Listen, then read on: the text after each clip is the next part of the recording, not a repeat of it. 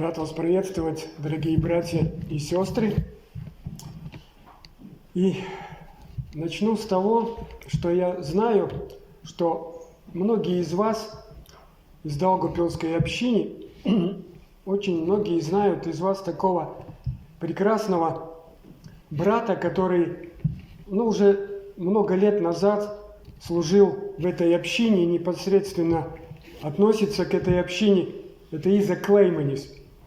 Вы, наверное, о нем слышали, и знаю, что наша сестра Лариса его помнит. Я вот смотрел фотографии, которые находятся в другом помещении. Там и Ларису видно, какая она маленькая, да, Изака Клейманиса. И я о этом брате очень много так интересовался, потому что как-то тоже сложилось так, что я прочитал все его проповеди.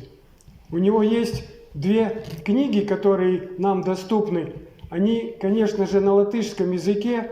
Одна из его книг, его проповеди очень толстая, вторая немножко поменьше, но она все равно толстая. И там очень много проповедей, очень хороших проповедей. И, к сожалению, такому, что этих проповедей нету на русском языке. И вы знаете, я верю, что Бог меня побудил. Я недавно перелистывал вот эти 2 книги и наткнулся на одну такую прекрасную проповедь, которая непосредственно относится вот к нынешнему такому состоянию. И вы знаете, я не поленился, я ее перевел с латышского языка на русский, и вот хочу сегодня ее озвучить. И также я знаю, что есть технологии, которые могут беспрепятственно якобы перевести с любого языка, но вы знаете, нету такого. Может быть, где-то есть сверх какие-то технологии, но на данный момент, которые нам доступны, мысли невозможно, эти технологии не могут перевести эти мысли. И вы знаете, эта проповедь называется с названием «Костер». То есть Изак Клейманис ее в свое время говорил. И хотелось бы, чтобы и вы услышали ее на русском языке. Костер.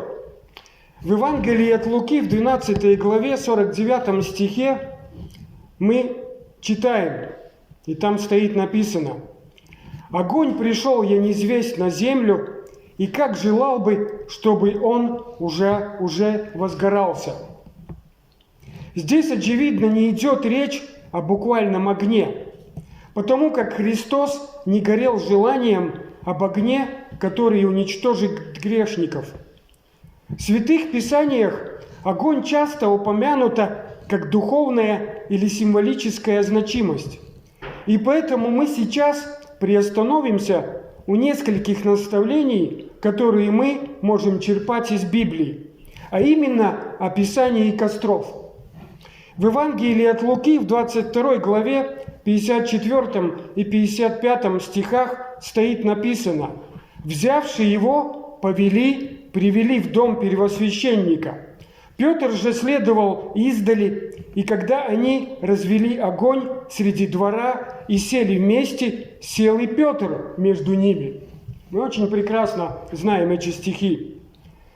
Итак, костер разожгли лакеи, слуги, которые шли арестовывать Иисуса. Здесь у костра было такое общество, такие люди, которые Петру не могли быть приятными. Это были люди, которые испытывали ненависть к Иисусу Христу. Очевидно, что это не было в самом доме, как мы читаем, а во дворе. И там было холодно. Холодная ночь заставила Петра приблизиться к костру. Но главная причина не являлась холодом, а являлась, что Петру не хотелось открыть тот факт, что он является кем-то другим, не таким, как они, кто сидели у костра. Он мог бы спрятаться в темноте, но это было бы подозрительно. Да, почему все сидят у костра, а он один в темноте и в холоде стоит один? Он мог бы в каком-то в другом углу разжечь свой костер. Там был также Иоанн, они оба могли разжечь свой костер. Но это еще больше привлекло бы на них внимание. У костра люди рассуждали, Пророки пишут, что они там рассуждали и насмехались, и объектом их насмехания был арестованный Иисус из Назарета. И Петр находился в этом обществе. И когда все смеялись, он тоже нехотя улыбнулся, чтобы не показать, что у него другие мысли. В Евангелии от Луки мы также читаем в 22 главе, в 65 стихе: «И вышед вон, горько заплакал». Итак, мы понимаем, здесь у костра он потерял все.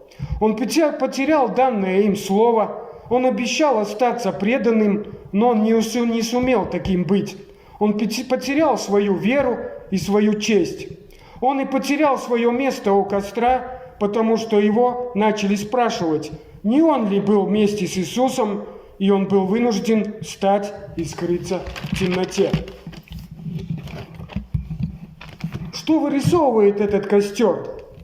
Может, это только исторический факт, или тут присутствует и духовная значимость, символика? Конечно, это так и есть. Этот костер отражает весь секулярный мир, общество. То самое общество, которое нас ослепляет неоновыми огнями, и нас приглашают, чтобы мы шли к ним.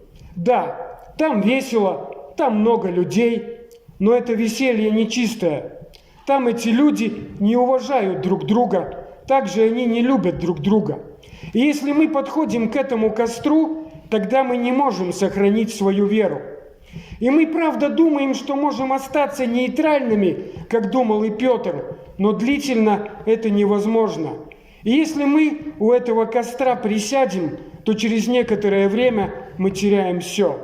Теряем и тепло, которое мы надеялись там ощутить.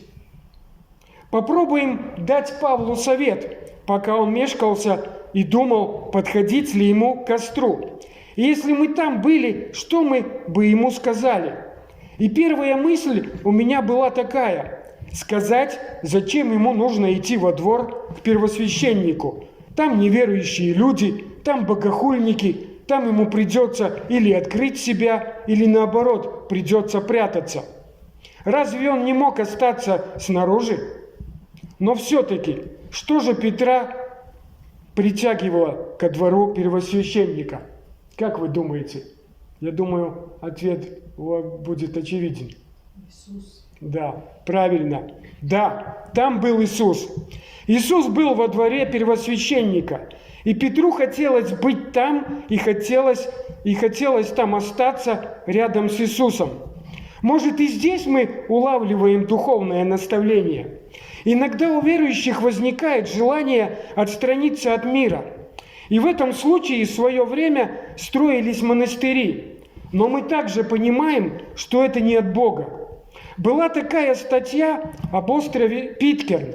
Там живут только наши товарищи по вере. Не верится, но их там очень мало осталось. На этом острове живут всего 72 персоны.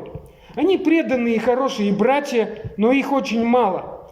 И от этого мы понимаем, что Божий народ не лелеет желанием находиться в монастыре и жить такую изолированную жизнь, как на острове Питкерн.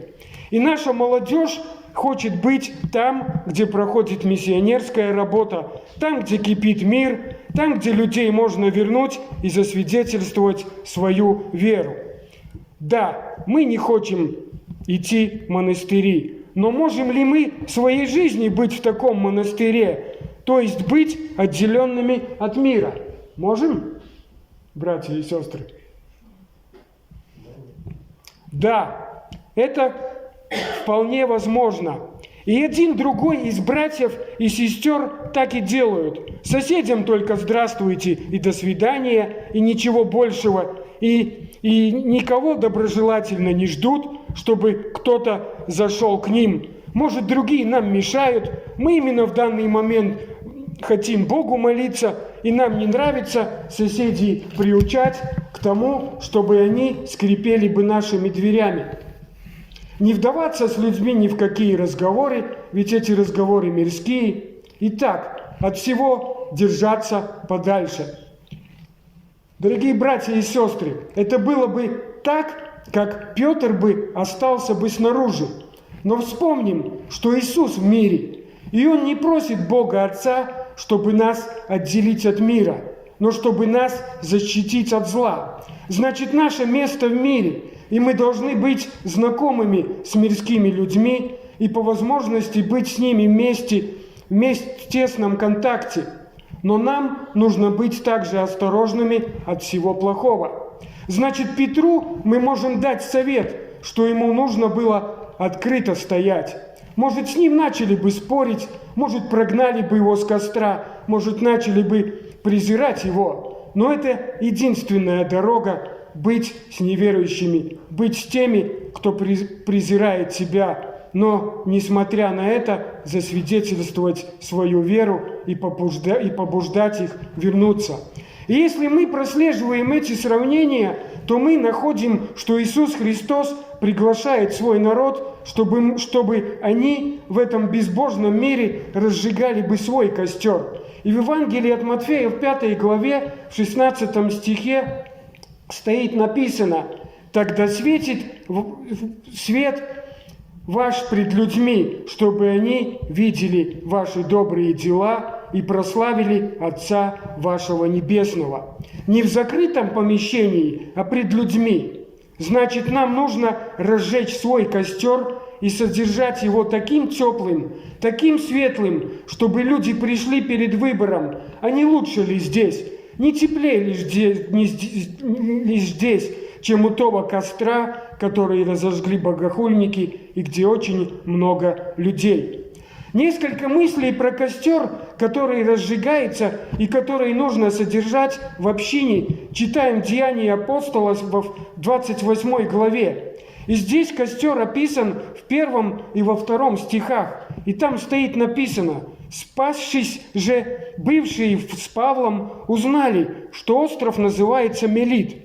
Иноплеменники оказали нам немалое человеколюбие, ибо они по причине бывшего дождя и холода разложили огонь и приняли всех нас». Как вы думаете, такому костру нужно гореть в церкви Божьего остатка? Как вы думаете? Я думаю, что обязательно. Про тех людей написано, что они проявили большую заботу. Кому они ее проявили? Они проявили заботу к Павлу и к его спутникам, потому что эти спутники, какие они были?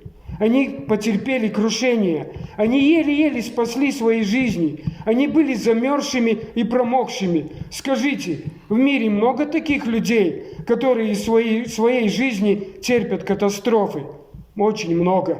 А много таких людей, которые замерзают в своих душах и сердцах, которые промокли до ниточки, и кто ищет какой-нибудь костер, где можно было бы согреться, согреть свое сердце.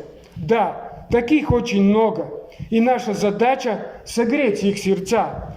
И также мы читаем в Исаии в 61 главе с 1 по 3 стих: «Дух Господа Бога на мне, ибо Господь помазал меня благовенствовать нищим, послал меня исцелять сокрушенных сердцем, проповедовать пленным освобождение и узникам открытие темницы, проповедовать лето Господня благоприятное и день мщения Бога нашего, утешить всех сетующих, возвестить сетующим на Сионе, что им вместо пепла дается украшение, вместо плача илей радости, и вместо унылого духа славная одежда. И назовут их сильными правдою насаждением Господа во славу Его». Это работа Христа, мы это видим. И еще кого? Это твоя работа, и это моя работа. И эту работу мы не можем делать только словами. Сердце, потому что жаждет соболезнования, сердце жаждет помощи, потому что Иисус пришел проповедовать милосердие Господа миру. Он больше исцелял, чем проповедовал. Это значит, Он больше проповедовал делами, чем словами. И то, что мы только что прочитали в Исаии в 61 главе с 1 по 3 стих, мы не можем это все делать только словами. нам нужно это делать с сочувствием и делами помощи. И также дальше мы читаем Деяния апостолов в 28 главе в 3 стихе.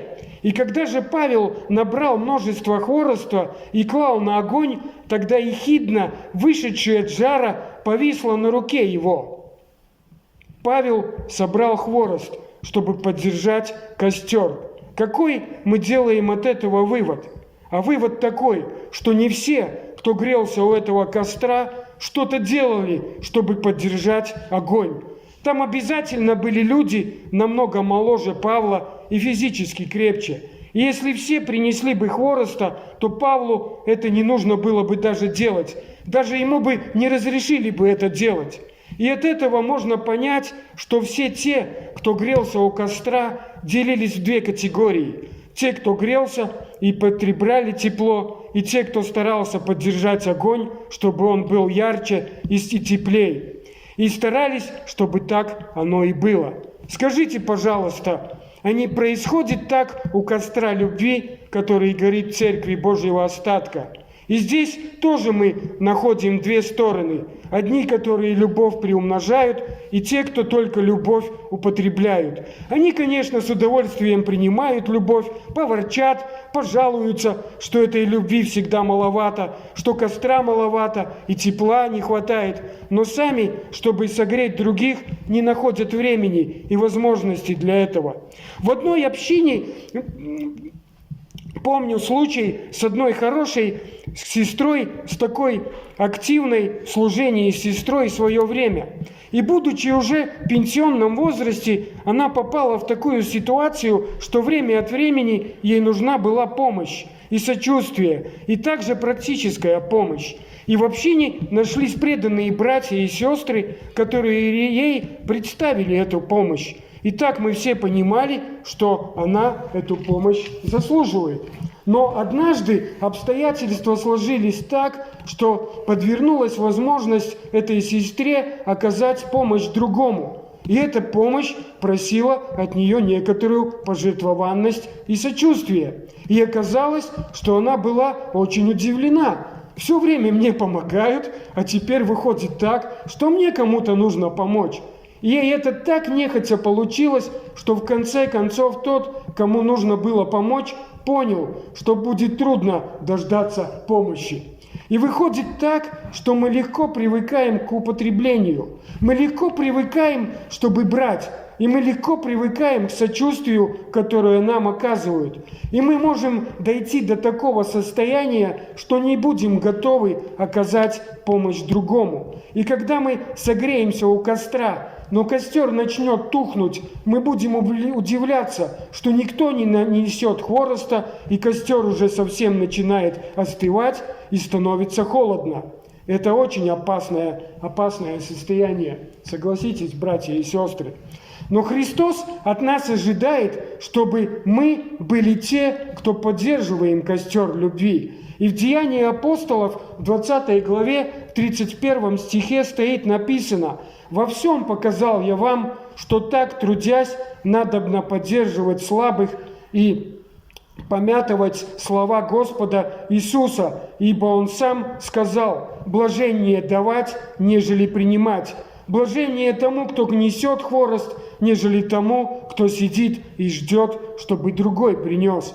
Блажение любовь сеять, нежели любовь собирать». И еще вернемся к той кучке хвороста, которую держал в руках Павел. Случилось так, что змея от жары вылезла и обкрутилась вокруг руки Павла. Как вы думаете, это только такое совпадение или, возможно, здесь для нас прячется поучение? Я хочу сказать, что здесь, несомненно, для нас поучение есть. И прямо потому, что упомянутая змея, которая вылезла от этого пучка хвороста, именно тогда, когда мы делаем что-то хорошее, когда ты и я собираем хворост, чтобы пополнить в церкви костер любви и сочувствия, скажите, пожалуйста, есть кто-то, кому это очень не нравится? Да, есть один. И кто это такой? Это же старый дракон, И это змея, кому это не нравится. Зачем ты несешь? Любви и так достаточно в мире, и ты еще хочешь эту любовь приумножить? Да, есть один, кому это не нравится, который хочет тебя уколоть, чтобы ты этого не делал. И сатана больше всего старается сделать больно тем, чтобы они страдали бы от тех, кому непосредственно оказывается помощь. И здесь написано, что это была змея. Мы также понимаем, что сатана так совсем открыто не появляется в нашей жизни, но он подводит обстоятельства так, чтобы те, кто делают добро, страдали бы от тех, кому они хотят помочь. И тогда что может случиться тогда? Тогда этот человек скажет: ну да, видите, стоит ли делать добро? Одну собачку я вытащил из воды, и она меня укусила в руку. И я больше никого не буду вытаскивать из воды. И когда сатана это слышит, он радуется, что он победил. И поэтому каждый из нас, я думаю, это даже не нужно напоминать, кто добро делал, переживали и трудности, и разочарования. Это разочарование от сатаны.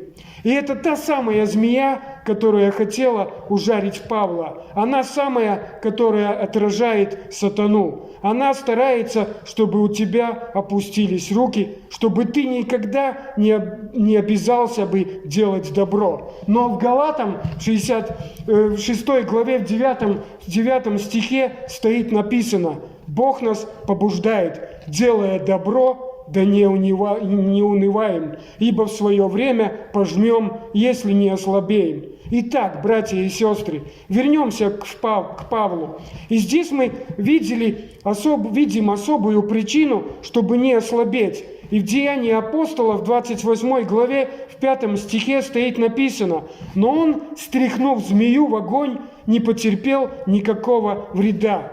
И такое мы тоже переживали. И если ты делаешь добро, и в конце тебе кажется, что ты в тупике, что ты даже не знаешь, какие трудности могут возникнуть, Бог все же на твоей стороне. И ничего плохого не происходит.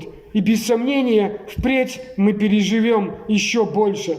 И идя также дальше, мы также понимаем, что в мире сегодня говорят за энергетический кризис. Не хватает угля, не хватает нефти, не хватает газа, не хватает даже дров, не хватает в нужном количестве все то, что нужно для содержания тепла. Но мне кажется, что самый большой энергетический кризис, самый большой дефицит – это дефицит любви.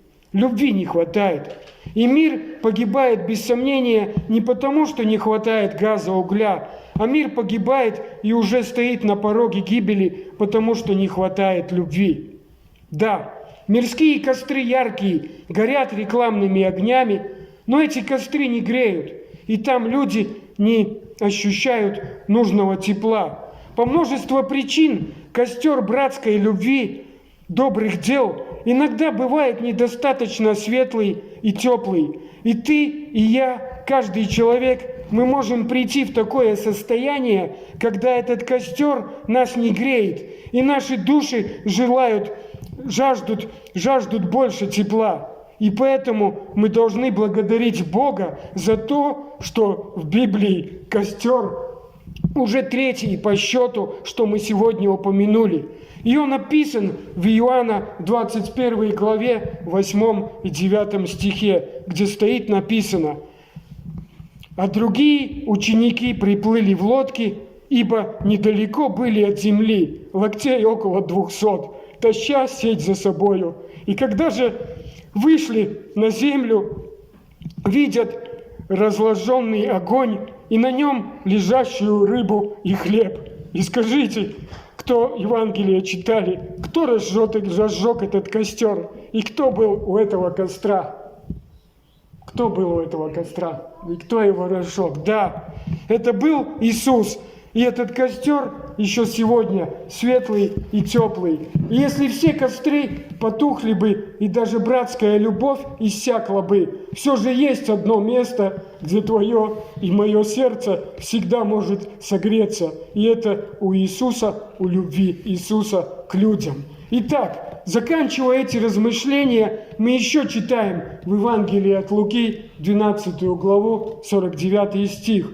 «Огонь пришел, я неизвесть, на землю, и как желал бы, чтобы он уже возгорелся».